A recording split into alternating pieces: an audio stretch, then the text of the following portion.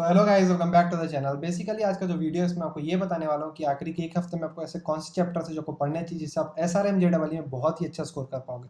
जैसे कि हम सब जानते हैं कि मुश्किल से एक हफ्ता बचा हुआ है SRM JEE के लिए और सबके दिमाग में ये डाउट्स आते हैं कि कौन से चैप्टर्स पढ़े, किसको छोड़ सकते हैं, किसका वेटेज कम है जिसके और किसका वेटेज ज़्यादा है जिसको हमें ज़्यादा पढ़ना चाहिए एट द लास्ट मोमेंट। सो मैंने PCM तीनों सब्जेक्ट्स में से ऐसे 10 चैप्टर चुने जिसको आपको बेसिकली मेनली पढ़ना चाहिए आखिरी के एक हफ्ते में, जिससे आप SRM JEE में बहुत ही ज़्यादा अच्छा स्कोर कर सकते हैं। तो मैं ये चीज़ बोलूँगा कि वीडियो को पूरा एंड तक देखना ताकि कुछ भी छूटे ना। सो बिना किसी देरी के चलिए शुरू करते हैं।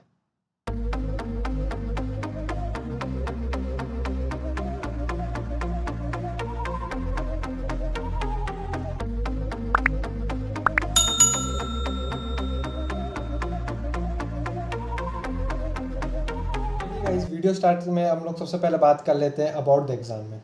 बेसिकली मैं आपको इसमें बताता हूँ कि कैसे अब कितने अमाउंट ऑफ क्वेश्चंस आने वाले हैं, क्या टाइमिंग रहता है, पोर्शन ब्रेकअप क्या रहता है अमॉन्ग द सब्जेक्ट्स, ये पहले डिस्कस कर लेते हैं। सबसे पहले होम बेस्ड टेस्ट होगा। सबसे पहले ऑनलाइन टेस्ट है सर, तो ये आपके लिए प्लस पॉइंट है। दूसरी नंबर बात 150 मिनट्स का पेपर होता है, उसमें 125 क्वेश्चन आएंगे। अब नहीं रही बात ब्रेकअप की, बात कर लेते हैं पोर्शन ब्रेकअप क्या रहेगा। 35 क्वेश्चन रहेंगे आपके फिजिक्स केमिस्ट्री में, 40 क्वेश्चन रहेंगे आपके मैथ्स में, 5 क्वेश्चन रहते हैं आपके इंग्लिश में और 10 क्वेश्चन रहेंगे जनरल एप्टीट्यूड में। तो इसमें मैं आपको सब कुछ क्लियर कर दिया। अब बात कर लेते हैं कि एग्ज़ाम लेवल की। बेसिकली SRM JEE का जो लेवल है ना, ये NCERT लेवल का रहता है, बहुत ही मीडियोकर रहता है। बेसिकली मेनली फोकस रहता है आपके फार्मूला एप्लीकेशन पे, कितने जल्दी आप फार्मूले को एक क्वेश्चन पे अप्लाई कर सकते हो। SRM JEE वही देखता है खाली। अब बात कर लेते हैं कि इसके कॉम्पिटिटर्स और इसके बेसिक क्वेश्चंस आते कहाँ से। सबसे बड़ा सोर्स रहेगा NCERT, दूसरा रहता है VIT और बिटसेट। कॉमेट के भी आप सॉल्व कर सकते हो। बेसिकली इसे क्वेश्चन जो फंसते हो VIT EEE के पेपर से बहुत ज़्यादा फंसते हैं।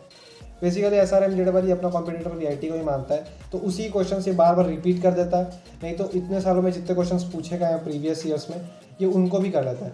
कभी कभी क्या होता है, JEE मेंस में जो क्वेश्चन आए हुए रहते हैं पास्ट 10 ईयर्स में, वो डायरेक्ट पूछ लेता है, ये exact without any figure change, पूरा का पूरा एग्जैक्ट कॉपी रहता है। तो इसमें मैंने आपको एग्जाम लेवल के बारे में बता दिया। अब हम मेन टॉपिक पे चलते हैं जो हमारा है, वो है क्या बोलते हैं, कौन से पोर्शन है, ऐसे कौन से 10 चैप्टर्स है तीनों PCM में जो को पढ़ने चाहिए। तो मैं उसकी तरफ चलते हैं, बात कर लेते हैं जो ऐसे चैप्टर्स कौन से जो आपको पढ़ने चाहिए, ऐसे 10 चैप्टर्स। सबसे पहले मैं कंप्यूटर स्क्रीन पे चलते हैं। सबसे पहले मैं बात करता हूँ आपके मैथ से। तो बेसिकली आप पहले तो एक काम करना, वीडियो पॉज करके पहले स्क्रीनशॉट ले लो ताकि आपको ये पता रहे कि आप कौन से चैप्टर्स पढ़ने। अब रही बात, अब बात करते हैं कौन कौन से चैप्टर आपको, इनमें से भी 10 चैप्टर में से कौन से मेन चैप्टर्स आपको सबसे पहले फोकस करनी चाहिए। सबसे पहले बात करते हैं मैट्रिसेस एंड एप्लीकेशन। ये बहुत ही ईजी चैप्टर है और इससे 1-2 क्वेश्चन हर साल फंसता है। ट्रिग्नोमेट्री एंड कॉम्प्लेक्स नंबर, इसको मैं इसमें भी आप कर सकते हो, इसमें मुश्किल से एक क्वेश्चन आता ही है। एनालिटिक ज्योमेट्री ऑफ 2 डायमेंशन को थोड़ा इजी कर देता हूँ, कोनिक सेक्शन है बेसिकली। इसमें आपको सर्कल, एलिप्स, हाइपरबोला, पैराबोला, इससे क्वेश्चन आते हैं। इससे हर साल 2 क्वेश्चन तो मिनिमम आते ही हैं। तो ये वाले चैप्टर को आप बहुत थरो होकर जाना, बहुत ईजी आता है और बहुत ईजीली स्कोर कर लोगे। अब बात कर लेते हैं मेन चैप्टर ऐसा कौन सा है जो आपको पढ़ना ही है, वो है डिफरेंशियल कैलकुलस और इंटीग्रल कैलकुलस। मैथ्स का पेपर जो ऐसा है JEE का, उसमें सबसे ज़्यादा जो सबसे ज़्यादा क्वेश्चंस आते हैं वो इन्हीं 2 चैप्टर में से आते हैं। सबसे ज़्यादा क्वेश्चंस इसी के दिख जाएंगे आपको। तो इन दोनों को आप बहुत अच्छे से कर लेना। फिर बात करते हैं प्रोबेबिलिटी की, तो इससे डायरेक्ट क्वेश्चन आते हैं। NCERT कर लेना इसके लिए ज़रूर से ज़रूर, और पास्ट ईयर पेपर लगा लेना VIT के और बिटसेट के। ये दोनों के बहुत ज़रूरी है लगाने, क्योंकि इनमें से डायरेक्ट क्वेश्चन दे देता है सारा। अब ये बात कर ले तो इसमें से ये जो बाकी जो चैप्टर्स बचे हुए हैं ये आप भी देख लेना। ये सारे चैप्टर्स जो मेन है, इनमें भी कौन कौन से और भी जो मेन चैप्टर्स हैं वो भी मैं आपको बता चुका हूँ। तो ये रही बात थी अपनी मैथ्स की। अब बात कर लेते हैं फिजिक्स की। फिजिक्स जैसे देख पा रहे हो, इसके लिए भी आप सबसे पहले स्क्रीनशॉट ले लेना आराम से रुक के ताकि आपको पता रहे। अब इसमें बात कर लेते हैं laws of motion and work energy power. इससे डायरेक्ट क्वेश्चन आता है, एक दो क्वेश्चन से इससे गारंटीड आएंगे, मैं आपको गारंटी दे रहा हूँ। अब EMI से बात कर लेते हैं। EMI से भी हर साल आते ही आते हैं।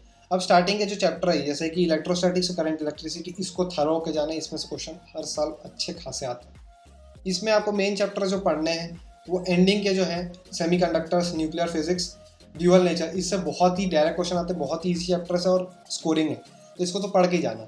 रही बात 12th का मेन फोकस करना, क्योंकि 12th का पार्ट ज़्यादा आएगा। मैं आपको बार बोल रहा हूँ 12th का पोर्शन ज़्यादा रहता है एज़ कम्पेयर टू 11th का पोर्शन।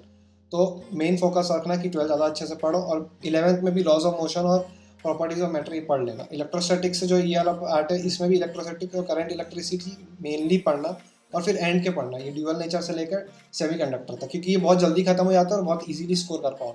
फिर जो बचे हुए चैप्टर्स जैसे कि EMI वगैरह इनसे क्वेश्चन फंसते हैं तो इनको फिर बाद में देखना। पहले प्रायोरिटी जैसे मैं बताइए वैसे पढ़ो तो आराम से SRM JEE हो जाएगा। ये बात अपन कर लिए फिजिक्स की। अब हम बात कर लेते हैं केमिस्ट्री की। केमिस्ट्री ऐसे तो गाइस पसंद नहीं मेरे को, लेकिन चलो फिर भी मैं बात करता हूँ इसकी। देखो केमिस्ट्री क्या है, केमिस्ट्री ये एकमात्र ऐसा सब्जेक्ट है जो पूरा NCERT से आता है, वो कहीं और से नहीं पढ़ने की जरूरत है। पूरा का पूरा NCERT आ जाएगा, एज इट इज क्वेश्चंस आते हैं इसमें।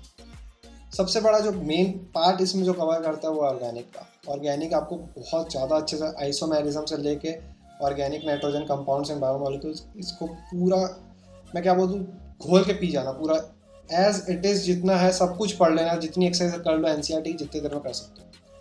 अब बात कर लेते हैं बाकी जो चैप्टर्स है इनको भी आप कर लेना। अब मैं पहले आपको ऑर्डर बता दूँ। सबसे पहले आपको करनी है ऑर्गेनिक केमिस्ट्री, फिर फिजिकल, फिर इनऑर्गेनिक। ये आपको ऑर्डर होना चाहिए जब आप केमिस्ट्री पढ़ रहे हो। ये जो चैप्टर्स है इनमें भी जैसे PDF वगैरह हुआ, एटॉमिक स्ट्रक्चर हुआ, इनसे हमेशा क्वेश्चन फंसते नहीं, एक दो क्वेश्चन तो हमेशा एज इट इज़ आ जाते हैं क्वेश्चन।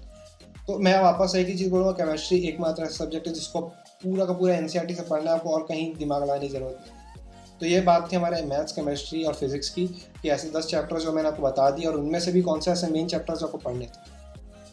तो आपको ये वीडियो पसंद आई होगी, आपको बहुत इन्फॉर्मेटिव लगी होगी। गाइस प्लीज़ लाइक शेयर और सब्सक्राइब करना चैनल को, और ये वाला वीडियो है जो ज़्यादा से ज़्यादा अपने दोस्तों को शेयर करो, ताकि उनके भी जो डाउट्स हैं, उनको भी जो दिक्कत आ रही है वो क्लियर आउट हो जाए।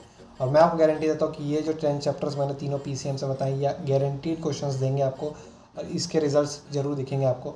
SRM JEE में आप बहुत अच्छा स्कोर करने वाले हो। तो इसी के साथ मैं वीडियो बंद करता हूँ। Thank you.